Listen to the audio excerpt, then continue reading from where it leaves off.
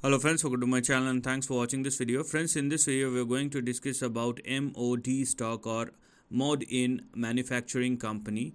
Now this stock uh, is trading at a very important level because this is a multi-decade breakout, and this stock is breaking out after a span of you can clearly see 1995. So after a span of nearly 28 years, so it carries a lot of weight.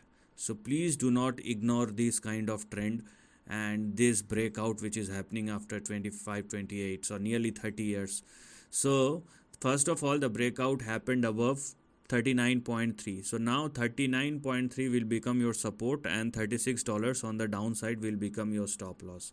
So that's something which one should look at, because if the stock falls below $36, obviously the downside may resume again. So because the breakout has happened, but at the same time it is mandatory for you not to go below $39 and more specifically below $36 on the downside. But the question is what lies ahead.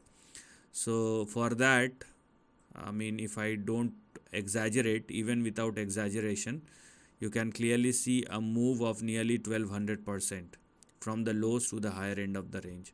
So if the stock continues to sustain above 39.3, which is the breakout level, and if I may calculate 1200% from that particular level, what I will end up is a target of here we are somewhere in between.